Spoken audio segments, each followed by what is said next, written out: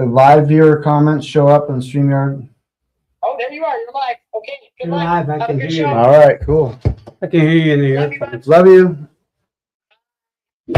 Hi, guys. Thank you. Welcome to Attitude for Gratitude podcast. My name is Kevin Belcourt. And, we are a little bit late and slow on getting this all figured out. I have a couple of people with us. Go ahead and introduce yourselves tonight, guys. My name is Ray. I'm an alcoholic, drug addict. I also am a member of Al-Anon, and I'm also a member of Sex Addicts Anonymous, and quite a few things. I'm Mike, and addict fighting for his life on a constant basis, and a father. Nice. I like that lived experience. Who's gonna start us out with some stuff? Well, the idea is for you to ask questions. Here's some questions. Ooh, I like that. I like that. Well, first I want to shout out to Tim, who's probably on the beach right now. Didn't have to answer the phone. He's enjoying the sunset in Mexico. So everyone, let's get excited about that, because I can't remember the last time we looked up and Tim was doing something good. Thank you, Tim. Right. Ooh, what do we got here? If you could do anything in the world, what would be your career? What would be my career? I'd be a doctor. A doctor. Yeah. A doctor of what? Herbal health. Nice. Hmm. Nice. Because I believe that there should be a cure for cancer already. We've been working on it since 1903 or 1912 or 1913. 1913, I think, the American Cancer Society started. Yeah. And they haven't cured cancer yet. So Nice. I was Nice. just wondering what they're up to. Yeah. All right. I have some other interesting questions. How about I feel like these aren't the recovery related ones. No, those are pick a number 1 through whatever. These are pick a number 1 through something. Yeah. Want to tell us a little bit about your recovery journey? Oh man. My recovery journey. Let's see, where do I start? Well, before I became a member at Will Work for Recovery, I never really thought about it, but a series of events happened. I got locked up, extradited through like 4 different states: Indiana, Chicago, Wisconsin, Minnesota. And during that time, my kids got sent through CPS, and I was looking at probably 5 or more years on the minimum. And that's when it broke to me, like, dude, I got to do something. I got sick and tired of living the life. It was stressful. It was starting to get stressful. It wasn't appealing to me anymore. And I got on probation. They told me to go to treatment. I did that. I went to Twin Town in St. Paul. And then right after that, I went to, I think it was New Way. Graduated from there. And for about 2 years, it was a struggle. And just the last, I'm going to say year and a half, it was just like, there's nothing better than being sober. It's something that I wanted to do, especially for my kids, mainly for myself. So That's amazing. You know, we hear people talk about that all the time, how they want to get clean for their kids, and Yeah. and then we don't see it happen as much. I mean, in my recovery journey, every person who had kids wanted to get clean for their kids, and it didn't happen. The only people that I could ever say that happened with was my parents.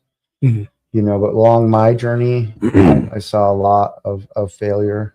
You know, I guess because I was in my own active addiction, it isn't until I got clean that I came to meetings and you see the other end of it. Because you'll tell yourself that when you're in active addiction is that no one got their kids back. But if you kind of look, but if you're not in the moment with what's happening in your recovery out there, you don't see it like that. And so you're constantly like, oh, that doesn't happen. but it does. It happens a lot. It does. So with my kids, it was, well, I still don't have my kids, but I have them like all the time. So it's being that I was in the street life for so long, I never really had a job. So now it's me living and building a normal life. And it's a process, Right. just like having a job or building up credit and getting a house. And it's a lot of stuff that comes with it that I didn't really pay attention to. Like I was used to slumlords, give them some money, give them some extra, give them some extra cash, because you're a felon and all this other crap, and you just pay your rent. And yeah, it's a lot that comes with the sobriety. It's a positive and it's good stressors instead of the bad stressors. Yeah. I'm going through it right now. Ray, you want to introduce yourself a little bit and tell us a little bit about your Sure. recovery journey, which is the longest Of history ever.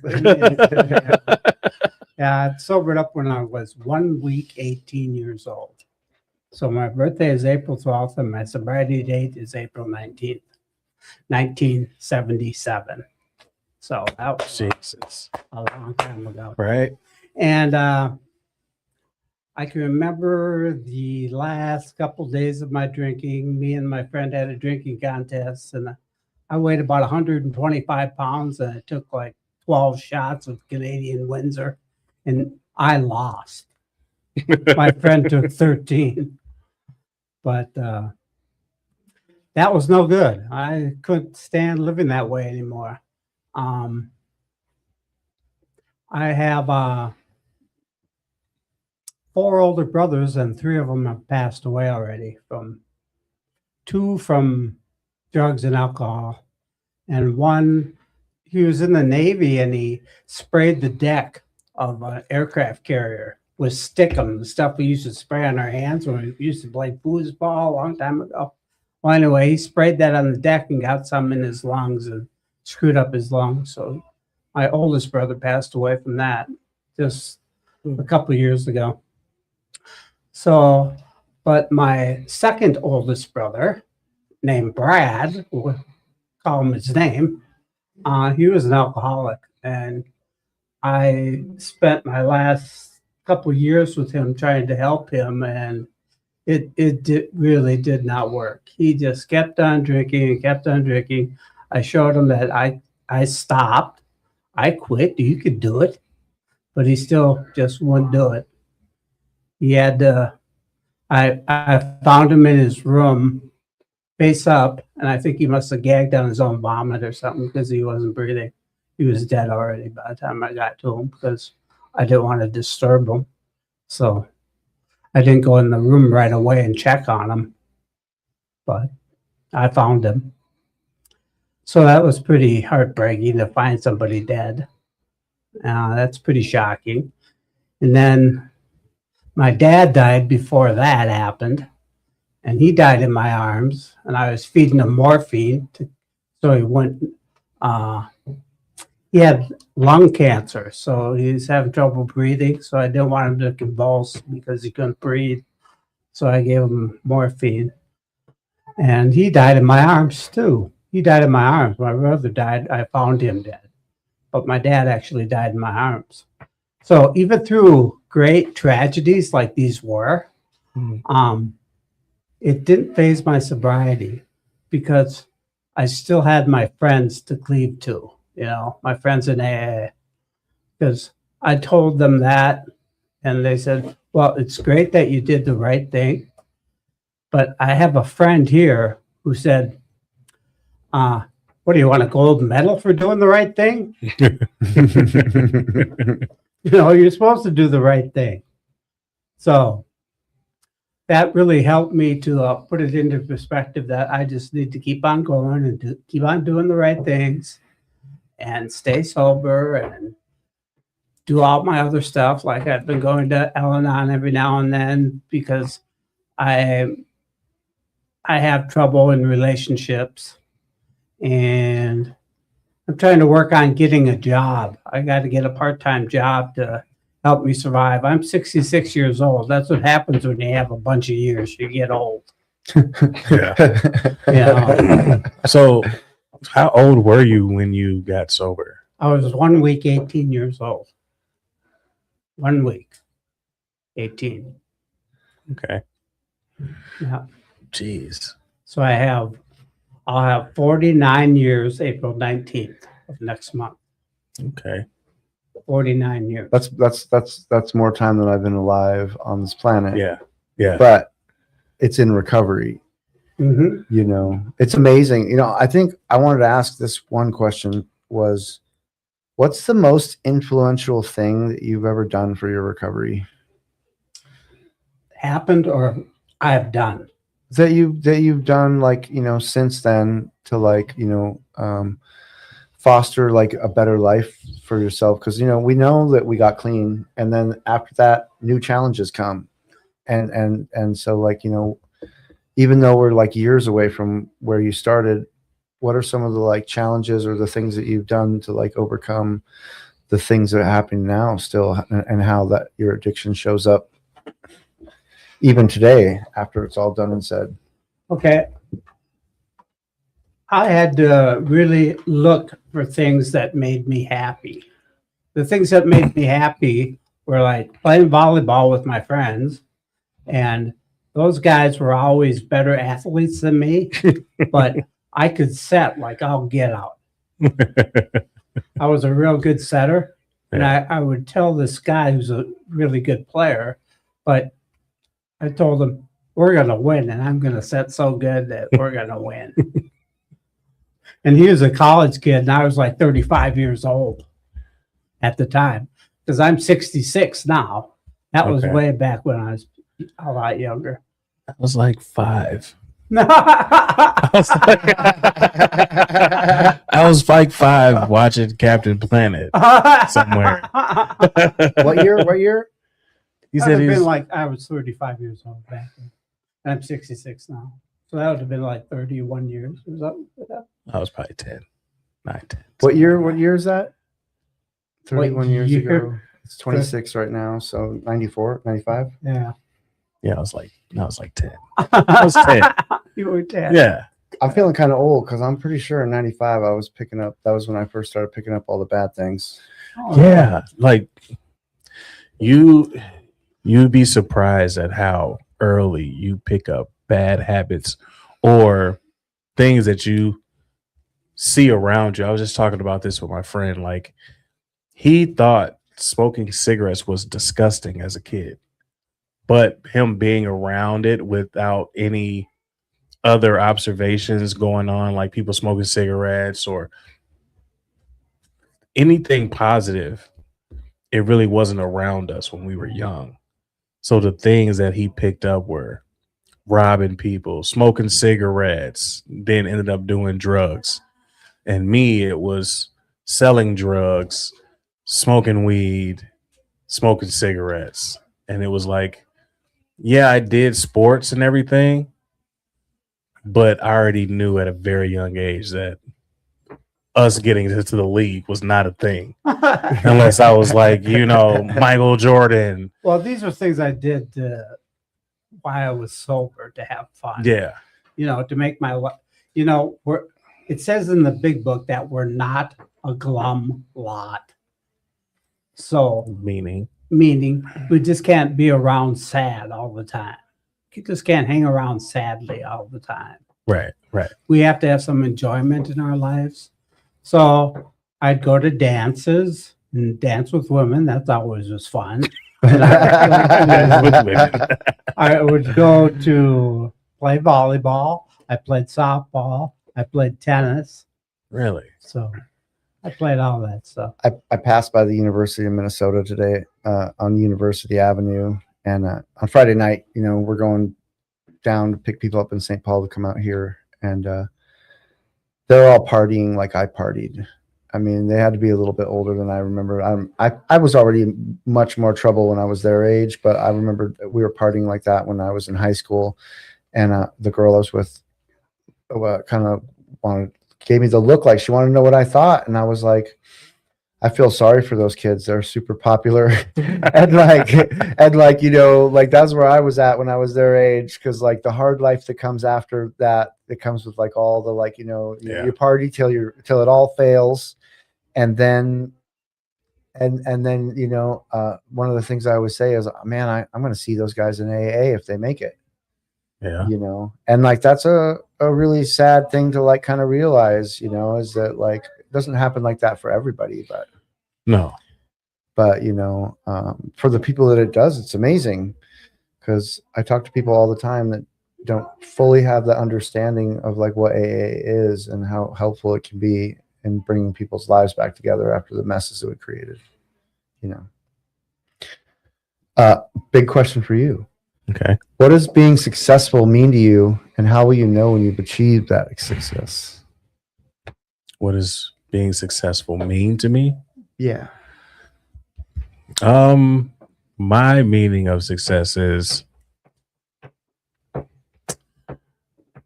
well, I'm gonna answer.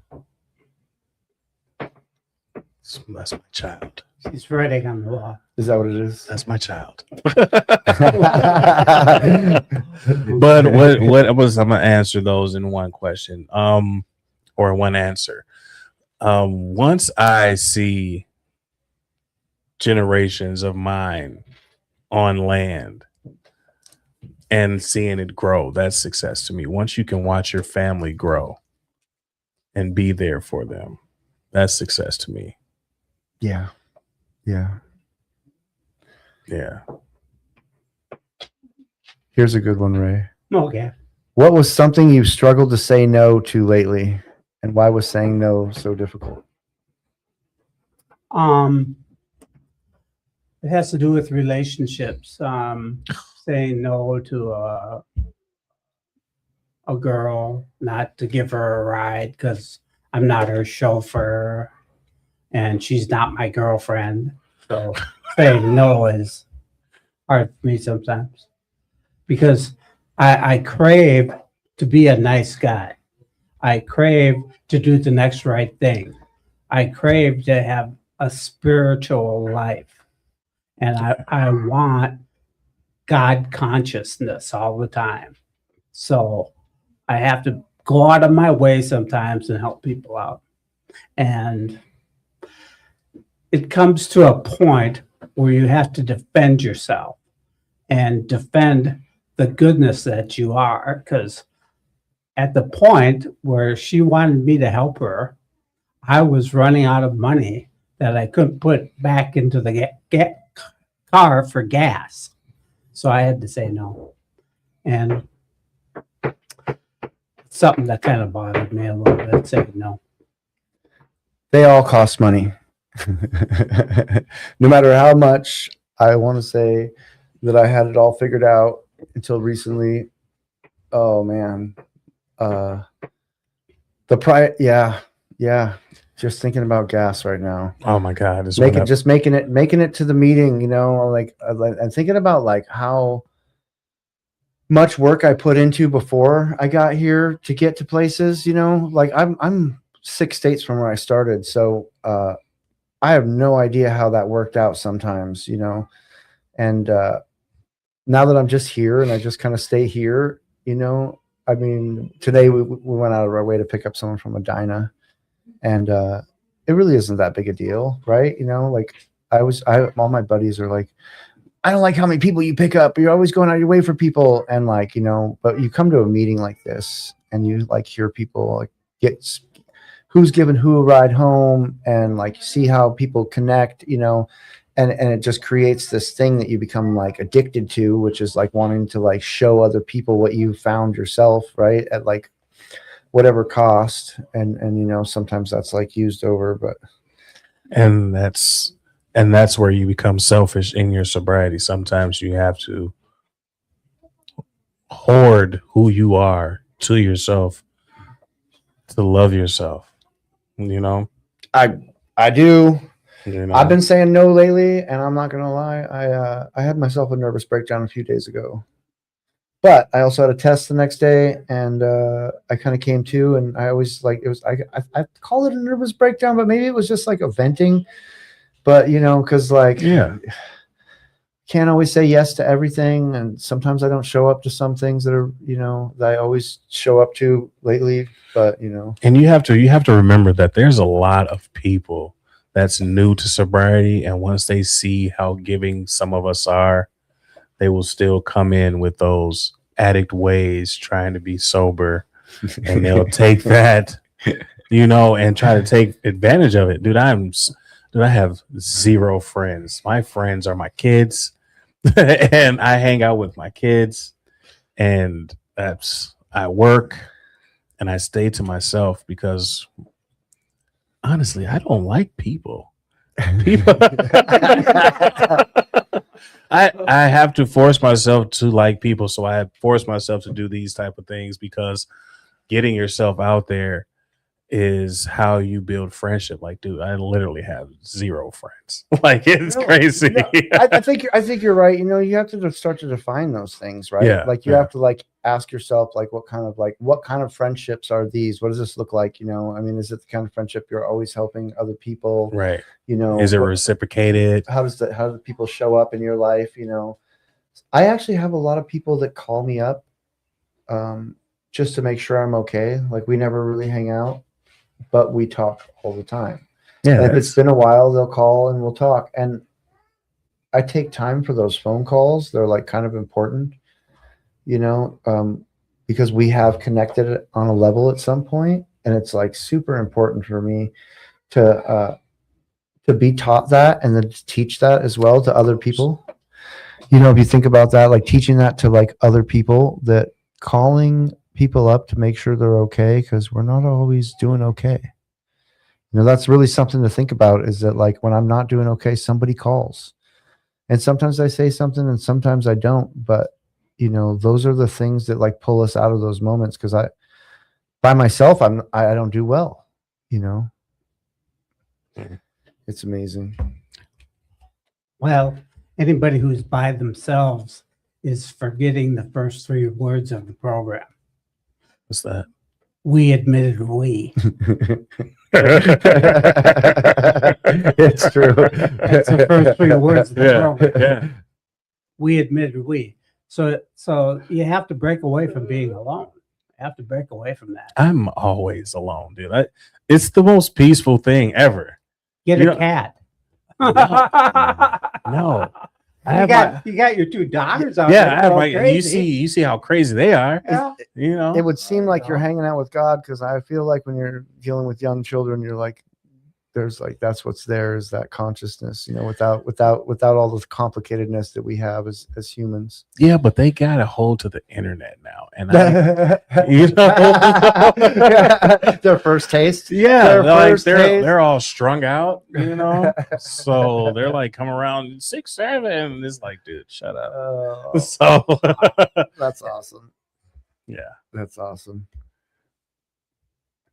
Ooh, I got one for both you guys. Okay. If you could unlearn one behavior or thought pattern, what would it be? Wow. Unlearn one behavior or thought pattern.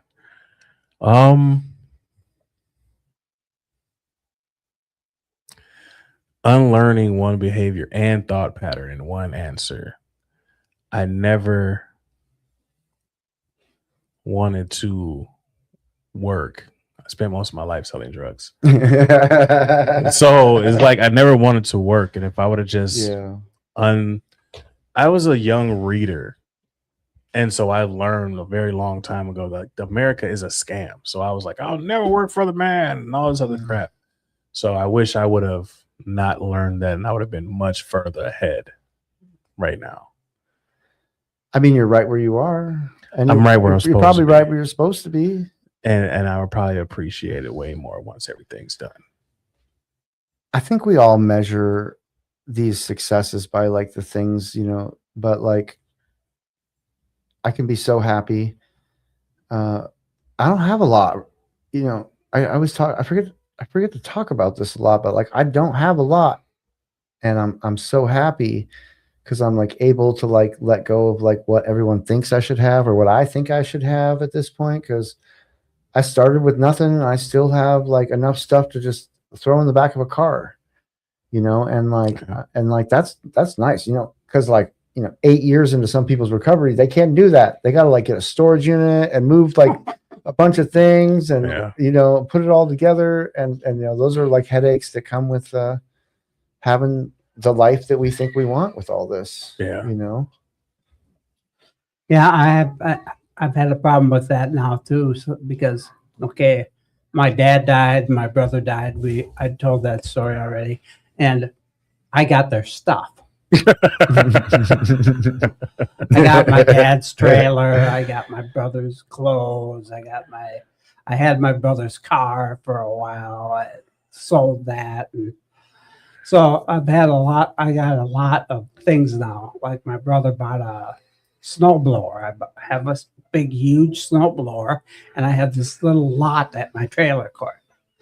So I have a huge snowblower and a little pad to do it with. Yeah.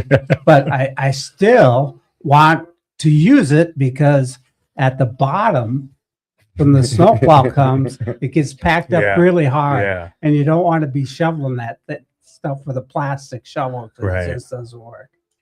So I use the snowblower. I take it out and run it down there and use it down there. But guess what? This last snowstorm we had, I parked my car in backwards, and my roommate has a Jeep, a big 4-wheel drive beast. So he just drove right out, and I shoveled a little bit, you know, to make it so I could get out, and I just plowed through and been plowing through ever since. And now it's all the melting we've had recently. Thank God that it works fine. I go in and out fine. So that's a real joy. And today was a real joy from the temperature. Going outside, it was a real pleasure. Yeah. It was amazing. It's amazing. I'm actually the person to ever say that they love winter, being from where I'm from. And I'm kind of over it at this point. Like after the last snow was it for me, you know, like and it's not that bad because like my hometown just hit 181 inches, which is 9 inches from the world record of the most snow they've ever recorded there. So we're really lucky this year, guys. We had a little bit of a cold winter. We had a little bit of snow, and there was a lot of wrecks. Oh yeah. You know, and like this has got to be it.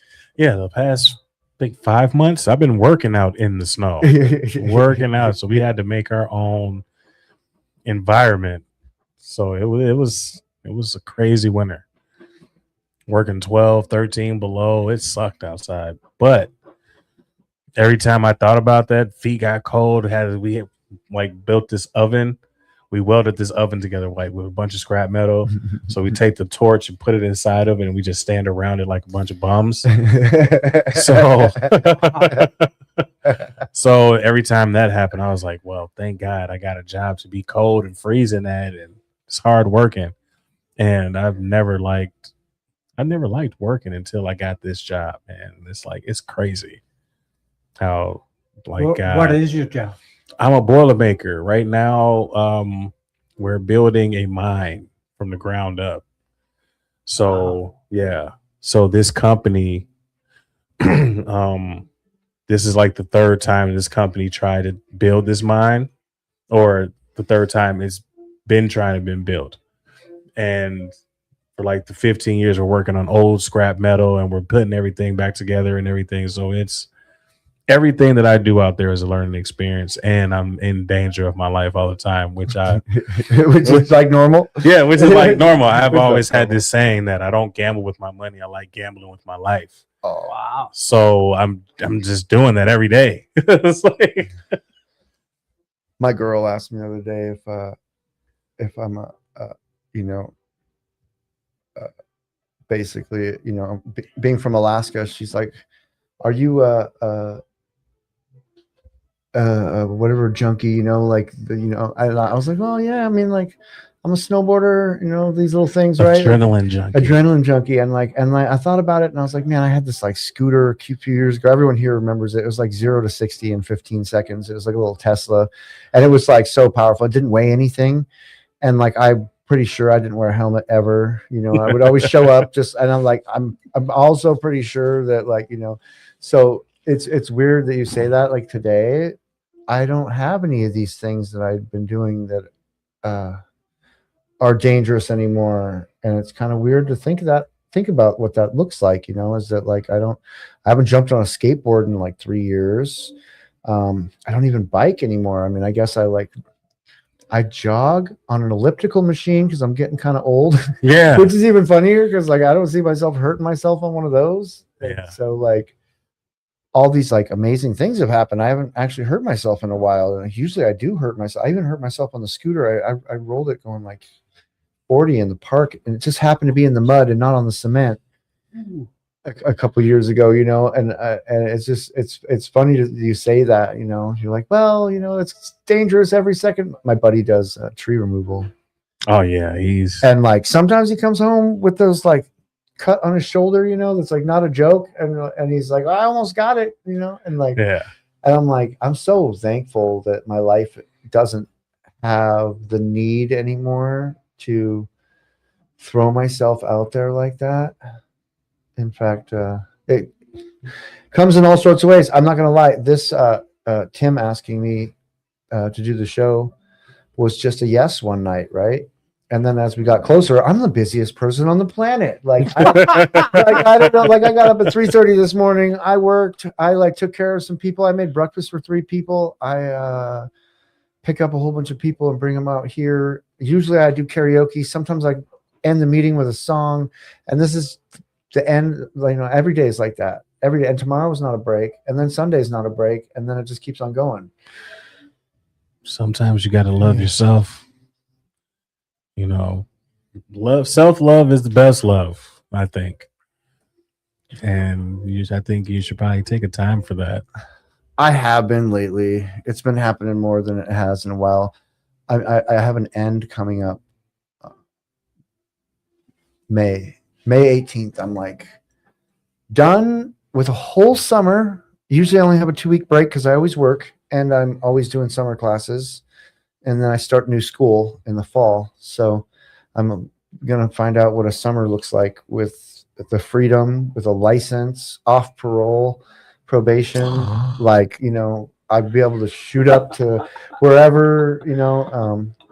It's neat. I'm like, he just said, he said probation. And it was like, dude, I got to pay like almost $600 to get off of probation. Is that Paul knocking? Come on in. Oh, no, that's not.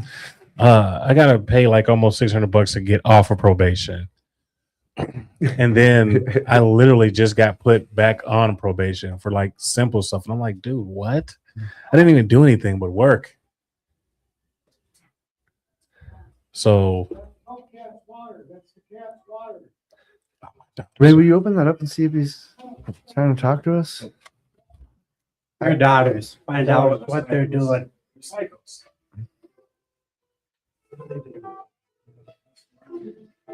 What do you think, Ray? Well, let's see. You need some time to relax in your life. Not having some time out for yourself is a bad thing. I used to work 7 days a week, but I only worked for about 2.5 hours one shift and then 2.5 hours another shift. Because I used to deliver the St. Paul Pioneer Press. So I'd only work like 2 hours delivering the papers and 2 hours delivering the evening paper. But I got time away if I really wanted it because my boss knows my route and he would do it. Yeah. For me if I really wanted the time off. It depends how much you want that in your life. If you can live without it, more power to you. I've gone years where I've worked at 7 days a week and it didn't bother me a bit. But if it starts to bother you, you need to address that and do something about it. You need to take some time off. You need to plan for it. You need to say, on this date in the future, I'm going to take time off. You know, there's something I never tell everybody. anybody really. So I work in the collegiate recovery in college, and it's probably the coolest job that I've ever had. Sometimes I deal with, withdrawal crises, and sometimes I deal with like mental illness, like catastrophes and crises. But I've been maced in there. Yeah, I mean, a fight over some food. I've been maced in there. But for the most part, everything that happens in there is just like, it's like being in recovery rooms still. It's like its own college recovery room, right? And so I get to help people, and it's different than just helping people, because it's helping people who are struggling in college with their addiction. And so there's like, it's a double conundrum. 90% of the time I know I've done all the courses that they're doing so I can help them. And at the same time, I'm also there to set an example of what it looks like to, show up every day and do the next right thing. It's a real professional setting. I mean, I kind of got asked the other day if I'd be interested in wanting that job that my boss has when I get done with my bachelor's in the next couple of years. And I was honored that I was even asked that question, but I have a projector. I watch Netflix on a couch sometimes. Like I've been caught by like all three of my bosses sleeping on the couch in there before. Like, Oh, wow. occasionally, no one ever says anything, because like we work hard and we study hard, and we help when it's time to get up and help. And so like I don't always have the opportunity to take time for myself, but I recognize it when it's my time and I need to take it. And I also live at a house where there's 35 people at, and everyone's always knocking on my doors. Wow, 35 people. And so like everyone always tells me that, though. You should take more time for yourself, and like some of us can't be in our own heads. I'm always in my own head, constantly, because I'm by myself all the time. Or like I work with a bunch of psychopaths, man. Everybody's crazy. So working with a bunch of psychopaths is like being inside of your own head out loud. So come on in. Come and say hi. Tell us. Ray, thank you. Thank you, Ray. Hi, guys. Hey. I'm Kevin. Tell us your names. My name is Jody. Go try to speak into the microphone. My name is Jody. Hi, Jody. My name is Ashley. Hi, Ashley. hello. You guys want to tell us a little bit about your recovery journey? My name is Ashley Pulaski, and I'm currently at Park Avenue Treatment Center. Park Ave! Yes. I'm supposed to be stepping down any day now to go to my sober living, but I'm originally from Duluth, Minnesota. Nice. I came I'm relocating up here. I'm not going back home, because if I do, it never works out for me. So I've officially made the decision that I'm just going to relocate down here. But yeah, I struggle with a heroin addiction and a methamphetamine addiction, and I've been sober since February 3rd of 26. Okay. Hey. So almost 2 months I've been That's pretty sober. awesome. So I've been to 27 treatment centers. So I'm trying to make this, take this one really seriously this time, Yeah. because I really want to be sober. Like I really want it. My sister's 5 months sober. She's at the transformation house too. This is the first time since me and my sister both were 14, 15 years old that we've been sober.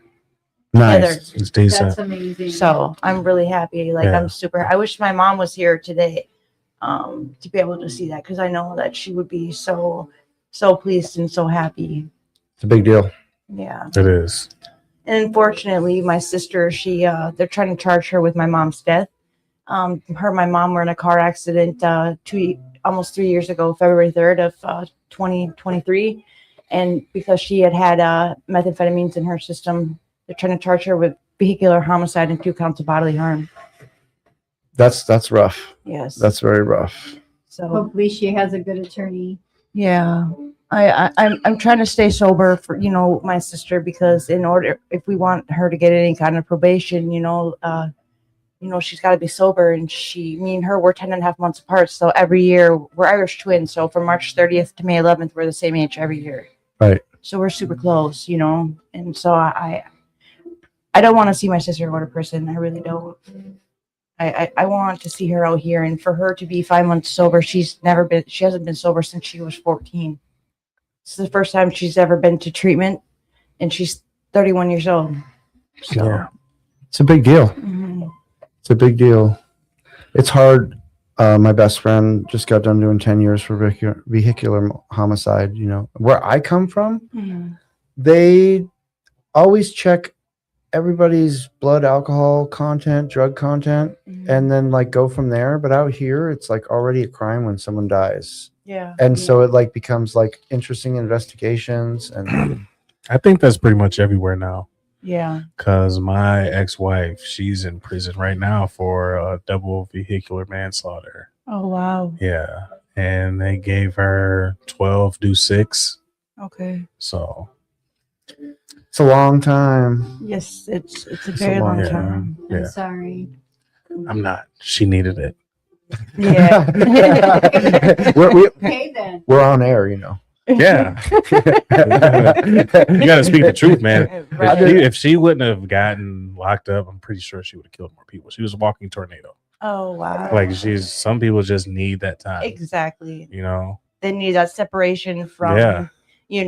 like they that stability. They need that The structure Yep. and to realize you have to appreciate life. That's what made me want to become sober, was getting locked up and watching the reaction that it had on my girls.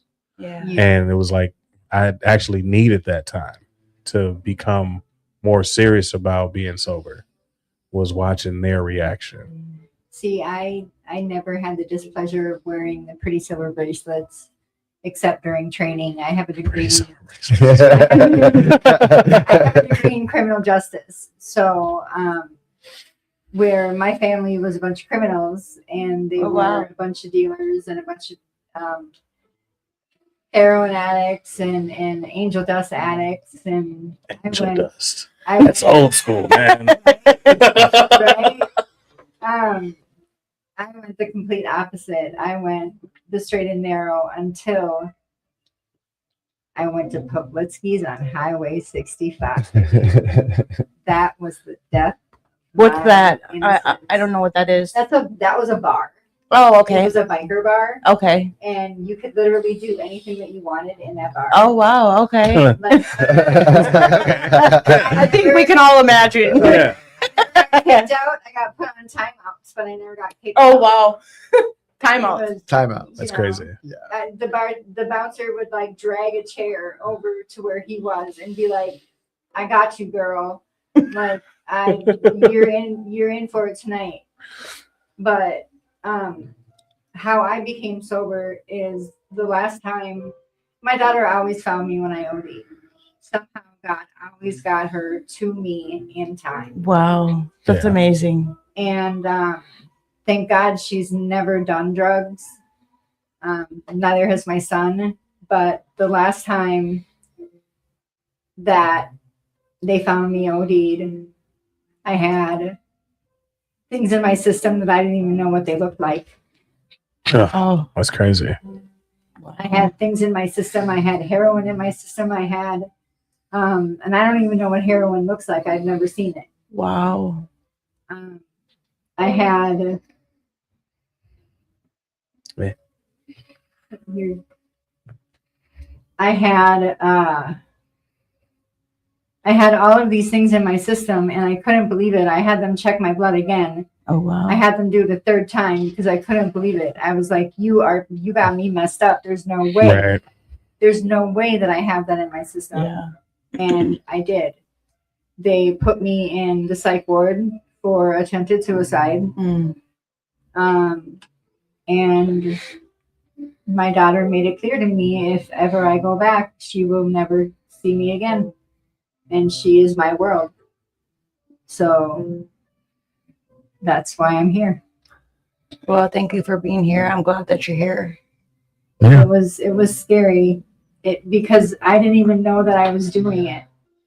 That's how bad it was.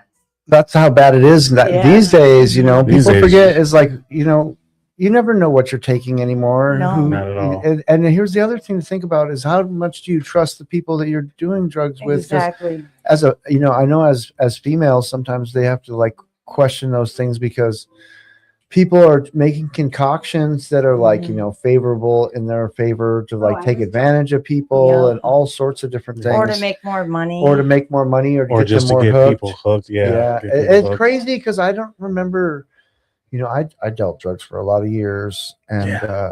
I And I've don't never I thought don't, about I've doing never it. thought about that. I was like, how do I get you more hooked? So, you know, Yeah, like that's this is crazy. bad enough as it is. I was, you know, I'm Right. a terrible heroin addict and there is no need to make anyone more hooked than they already were. Yeah. But we live in such a crazy world right now where like the like have to whatever be, they say you're doing isn't what you're doing is like Yeah. they're like, oh, here's some of this, and it's like everything else, Yeah.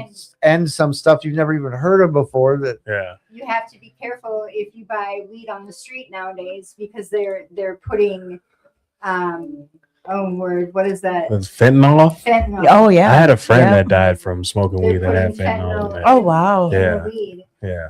Did And I'm you guys- like, how is that profitable? That's crazy. Did you guys hear the letter that I wrote in there Yeah, when yeah. I stood up? Yeah, I wrote that when I was in treatment, and you know, I read it to myself all the time, and I carry it with me because that's I used to write a lot when I was in high school. You know, we had put out a newspaper at our high school, and I actually had gotten a scholarship to Hamlin State University for journalism. But you say, of course- Hamlin? yeah. That's a big deal.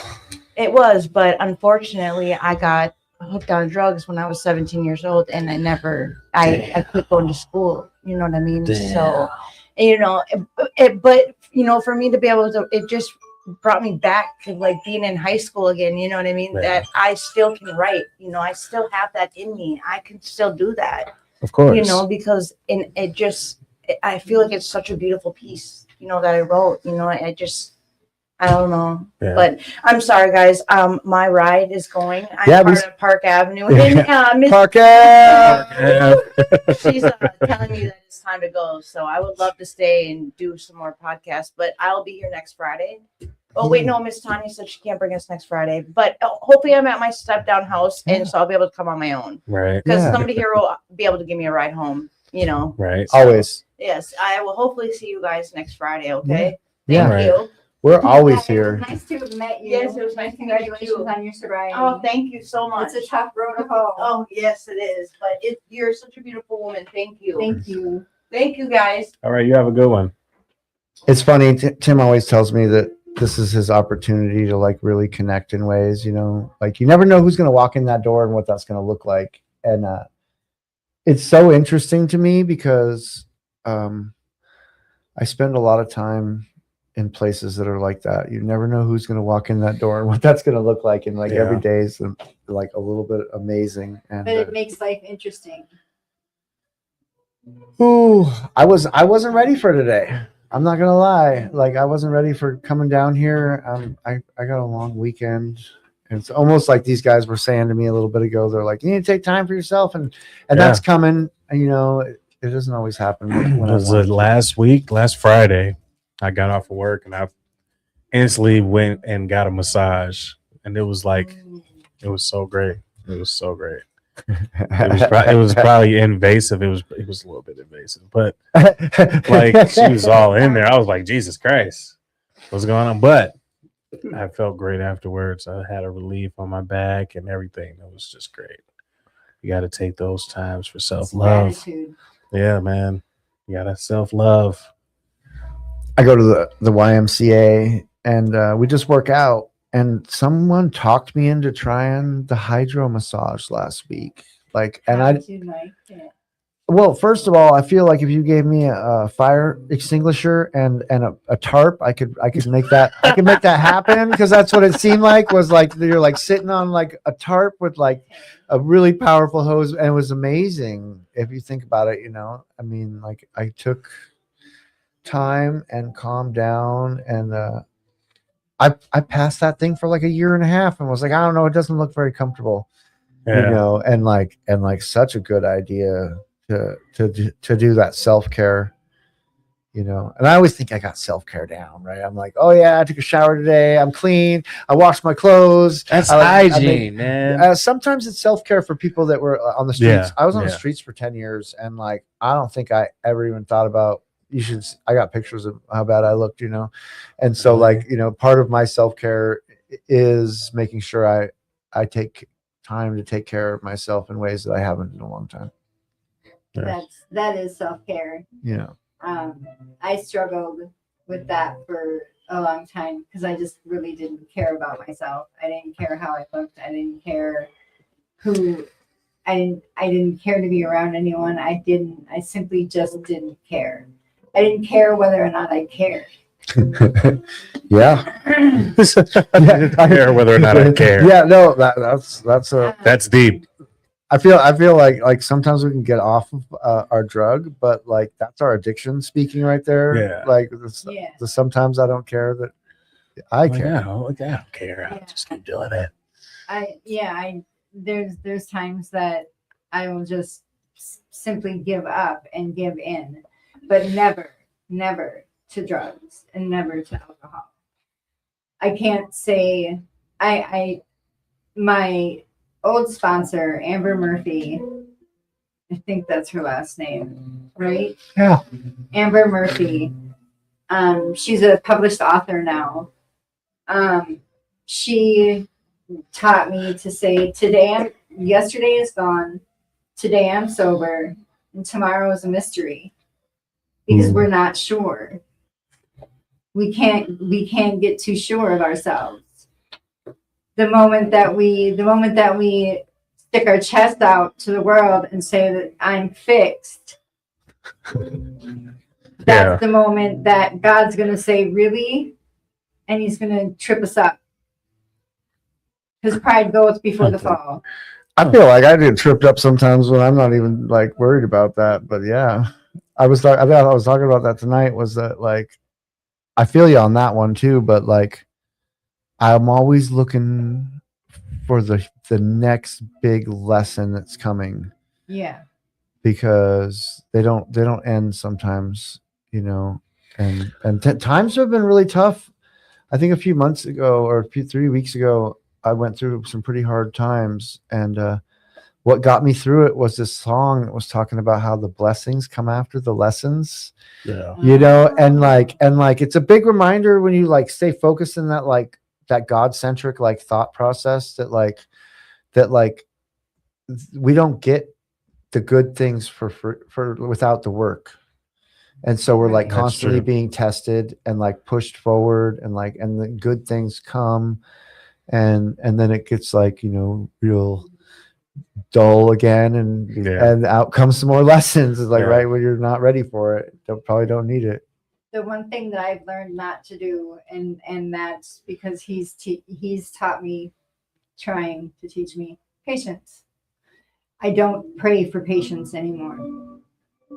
Because when you do, God doesn't wrap patience up in a pretty And just give it to you. He sends missions. He sends you problems to be patient in. He sends you problems to be patient in, and then kicks back and watches. Yeah. You know, watches the calamity that is your life. You know, and it's not his doing. It's my doing. My life is a calamity because of my choices. And it's not. It has nothing. Yeah. It has nothing to do with him. He's always been there. It's me who slams the door. I was watching a movie today, and they were talking about how, you know, we're just dust filled with this great spirit that's here for learning, you know, because like that's like a real truth. Like we're not meant for here. We'll get to stay here. Yeah. That's for sure. You know, and so all you really are is the lesson and the person, you know. And I always say this, but like how you lived and how you treated people is something I believe is like a real possession. It's like what you get to take with you. Because as Ray was just saying a little while ago, that when you get your dad's trailer and your brother's clothes and all those things, they're just stuff you have to Yeah. sort through and cry about, you Yeah. know. Or if you've ever gotten your stuff back when you got out of jail. I usually don't, but like one time I did. And I remember just looking at it being like, this is all garbage. What was I thinking? Yeah. The whole time you were in there, they're like, I saved it. It's great. And you're like, even the computer was like, I must have been delusional when I That special in your lighter- mind, it was special working lighter that you and just it was had to broken the have. whole time. That lighter that said, "Don't steal my lighter." Damn it, don't steal my lighter. I if it want goes my dead lighter after the back. first light when Right. You're like typing on a computer, people are looking at it, it's totally cracked and everything. You're like, yeah, I'm doing stuff. He's not. I haven't smoked in 2 years, and I forget what it's like to not have a lighter. I've been having some people with lighters around lately, and it's so funny. They're so quickly like already lose their lighters, and I was like, God, I must have been stuck in that obsession that was so insane that like just the drugs and the cigarettes came Yeah. with the lighter. That was Yeah. a constant battle on top of everything else. That was like the worst time of your life, and then all of a sudden you didn't even have a lighter anymore. And, Yeah. and like it was even worse. Yeah, the people at my job, they smoke cigarettes and stuff, and they'll be like, "Oh, you got a lighter?" I'm like, I don't have a lighter, and it makes me feel weird. And it's like I'm not even living that life anymore. It's like it's weird. It's just little things like that that just makes you feel like I guess I'm getting old or I'm getting wiser. So Wiser. Yeah. I like that one. I keep one just in case the zombie apocalypse. What is the lighter gonna do? What's a lighter going to do? I'm just saying, like, let's say the world like crumbles down, you know, like what's a lighter going to do? A lighter's going to get you through that first little bit until you figure out how to do those kinds of things without a lighter. Because I was in jail. You give me a battery and a staple, we could get to a place. I'm the old You know. stick and wood guy, man. You gotta learn how I'm to a start. fire stick girl. Yeah. Give me a fire stick Yeah, and give me I'm all a stick about it. and some little chips of wood. I can start you a fire straight from I scratch. I come from a really wet place, and like I've seen people with that idea, you know, and it's funny because like I guess maybe we are in a pretty decent place for that, but you know. And Minnesota's decent for that type of Oh, stuff. this is the most amazing place I've ever been. Are you kidding? I don't know about that, but For me, along the way, like I got here and like this is like where recovery is happening in like Yeah. such a large manner that like it's so big that you can look around and some of the people aren't even your friends. They could be your enemies, you Yeah. know, and like Yeah. it's amazing because like if you're doing recovery, there's a lot going on here, you know, and I mean, everywhere I was at in the West Coast, like you're standing next to people that are shooting each other, and yeah. you know, this place is really big. And There's hope here. what's so crazy is I love the West Coast, man. I love California. It's like, especially like the Northern California. It's so nice to me. And then you come back to Minnesota. I think it's because I've been here for so long. I've been in Minnesota for so long that it's like, but it's like top 5 places to raise a family. And you know, Yeah. it's a pretty good environment that we take advantage of. So is be appreciative and grateful for everything that we have. I love the lights of the city. I like have hope. I think about this all the time, but like we could be in a big city somewhere out in the east and where like people don't like each other anymore. You can't walk past each other and say nice things. At least occasionally people say nice things and do nice things for each other and stop and help each other out. I try to do You know. that at least once a day. I'll give someone a compliment, even if it's just their shoes or if it's just their hair or their eyes look especially popping, or I mean, they could be a complete stranger and we could just be passing by and be like, "Oh, that's a cute shirt," and we'll just keep going. I try to talk to someone who nobody looks like. It looks like no one talks to them. I stop and you know, give people especially at school. It usually throws them off. That's like my favorite thing to do is to connect with people that don't connect with people very often. It always kind of throws them off, but at the same time, in the great scheme of like what's been going on in my life, it's so neat and it feels so good to do that because like, you can always tell that some people, we need that connection and some people don't get enough of it sometimes, and I think that's like my big doing. Yeah. Well, these kids are driving me nuts. I see that. Okay. I said, Yeah. This is driving me nuts. yeah, I see that. They're banging on the Pretty walls. soon it's time to wrap up anyway, Is it? Yeah. isn't it? I don't know. I think he usually goes to like We start- 9:30 or Yeah, something like that. 9:30. Well, all right, you guys have a good night. All right. It was amazing. Thank you. Thank you. I wasn't prepared. I wasn't ready for any of this. Tim called me today, except for he didn't call me. He like left me a message and it was hilarious because he's like, yeah, I'm in the pool in Mexico with a girl. I'll send you pictures about how good I'm doing. And he's like, I'm pretty sure they got it all set up and like something happened where like it wasn't, but like I figured it out somehow, hopefully. All right, you guys have a good All All right. right. Well, you have a good night. You too. All right. Take care. Well, sir, let's do some of the questions. All right. I'm ready for some questions. Everyone has a voice. Okay.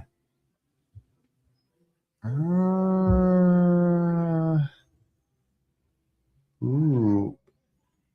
What superpower would you like to have?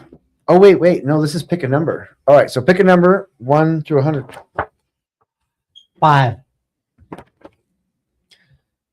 Who is a hero in your life? Superman. And I never caught your name. My name is Jody. Jody. I know that. Pick a number between 1 and 100, Jody. 13. Morning or night person? Definitely a night person. Mornings can just not happen. If I could wake up at around 1 o'clock every day, I would be a happy camper. But I have a cat who insists upon 6 a.m. feedings and then 6:05 lovings and then 6:06 snuggles and then she's a very demanding creature. But so I end up getting up at 6 o'clock in the morning. Nice. Yeah.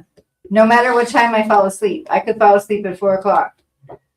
And that dadgum cat gets me up at 6 o'clock in the morning wanting to be fed. Give me another 1 through 100, Ray. 17. 17. Name one of your favorite things about the person sitting next to you. Okay. Let's see. Jody called me and wanted my number when she came back from her travels with her daughter. And she called me. So that was kind of nice. Felt pretty good. I like that a lot. I talked about it tonight, when I spoke about the connection that we make with each other and how that looks. And sometimes like we don't even realize that even if we just like reach out and have like a little conversation, sometimes we're struggling in ways. And that's like the helpful connection that we end up with. It's amazing to hear that, because I think a lot of people forget about all that. It's easy to walk into these meetings and think, I made it to the meeting and that's enough. Right. And you hear people who are new say that, but like, I've been around just long enough now that I get these phone calls, these random phone calls from people, and like I know who they are now. I run into them in places in this. I never thought I would know people in the city, and like these are the places I go. So those are the people I run into. Well, I'm at the point now where if I go to a place where there is a lot of people, I'm surprised if I don't know somebody. That's kind of weird. I'm surprised if I don't recognize someone. All right, Jody. Number between 1 and 100. 31. I guess it's 114 really, but 31. Ooh, what book are you currently reading? Let them. Let Them. Yes. What's it about? It's about learning to let go of what you cannot control. Because I am a control freak. We all are. If it's out, look, my labels have to be facing a certain way. I'm gonna just stop right there. I'm pretty bad too. I practice that. I guess I should read that. I haven't been reading any self-help books because of college lately. Someone was like telling me about if they were enjoying reading, and I was like, oh, that sounds so nice. I haven't enjoyed anything in a while because like I have to read stuff that I don't necessarily enjoy. Well, let me say a number and you can do the question. Okay. 75. You knew which one that was, wouldn't No. you? If I had a time machine, would I go back into time or into the future? Well, I'm gonna be real with you. If we went back in time, I'd be in my addiction, so I'd have to go into the future to see what some things look like. Because, like right now, I'm on a pathway where a lot of amazing things have happened, and I'd be really interested to see what exactly I'm doing with my time. Because I know that we all set out to do stuff, and sometimes we don't end up doing what we were trying to do. And so, like, for me, that's a crazy question. Would you go back in time? Anything before now would have been just me and my addiction. So, Well, consider you as yourself now going back in time. no, I like my age now, and I'd like to see. Well, I guess what the future looks like too right now, because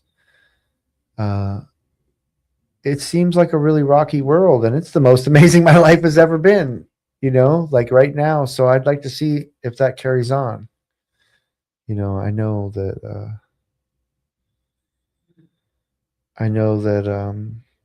it's big things coming. I keep on getting offered a lot of really important big things. I didn't even apply for some scholarships. Like 3 places told me that I got scholarships this week, and it's like blessings, when you think about the kind of blessings that you could be getting, they're just like coming, and I don't think that those are important, but I think it's helpful for me to move forward right now because not everything's easy, and money is a thing. Yeah. Money is a thing. I hate money, but money is a thing. I'm struggling with trying to come to the acceptance that I can only help someone in my family so much. And it's hard because all she needs is money and I don't have it. And so it's really, really hard. I wish money weren't a thing. I wish we were still exchanging beans, for crying out loud. You know what I mean? We got plenty of those. We can plant those all day long. But all she needs is money and a place to live, and she can't get either right now. And it's really weighing heavy on me. I can't imagine how it's weighing on her with 2 differently abled children. I can't imagine. Money is a thing. Money is a thing, and when I get it, I spend it, and when I don't have it, I wish I had it. My money talks. It says, "See ya, sucker." Yeah. I took the guys that were in my car to Taco Bell tonight. Like, I don't even have that much money, but like, I love bringing people to meetings and showing them that you can you can have a good time. It's okay to have a good time and do some things, not everyone has money in their early recovery. Mm-mm. And like, you know, Right. I try to help people that I can when I can, because that's something that I'll never forget, was the people that took me out to go eat. They drove me like 4 hours to the west to some like crazy thing. I think I came out with Paul and them on the race car track they do once a year, you know, and dude paid for that for me in the first. Wow. That's- I mean, he's a good friend. He's a little misguided some days, but aren't we all, you know? But you know, he took me to some barbecue place, and like, I get to do that for people sometimes now. You know, I was just talking about that. I was like, it's coming up, the trip. It's sometime in the summer. I think it's in June, you know, and that was like really fun to like get together and do something outside of like recovery meetings with the people that you go to meetings with, especially if you've been coming around here long enough. You like kind of know people and their recovery journey, you know, like. But I think that we are kind of going to close it down. Okay. I'm feeling like, unless Ray wants to do another number. Let's And- do like everybody else does and ask the person if they want to say something about something that you care about. You know, like for me, it would be, I care about Fridley Eleanor, and Fridley Eleanor is going to have a 1-year banquet. And the board at Fridley Eleanor was so good about it, they brought the price down to $10. So you get a meal and a dance and speakers for $10. And it's so much fun, y'all. It is so much fun. Y'all need to go to the Fridley Alano and take part in that. It is so much fun. They will give you so much love. That's where I found my sober family. They are amazing there. And the dance, y'all. Oh my goodness. It was a blast. You guys gotta go. That's my one. Fridley Eleanor. You're That's one. what I'm You're saying. one. So what was it? Say it again. How do we say it? Find something that's really important for you and tell us about it. Something that's really important for me. Man, I've been talking about things that are really important for me all night. The number one. Here's something, and it's coming to an end right now, but I'm a part of the collegiate recovery. I work in the collegiate recovery at college, and it's like its own program, kind of like the recovery community organization here, except for it's like funded by the school so that recovery can exist to help college students with recovery. And that, like, you know, also coincides with the fact that I've completed the addiction counseling program. So people come in there and ask for help, and it's been my life for like a long time, and it ends in like 60 days for me. And I was like gonna take this next school just as it is and just go to school, and my boss set me up with somebody who's setting up a collegiate recovery over at University of Minnesota.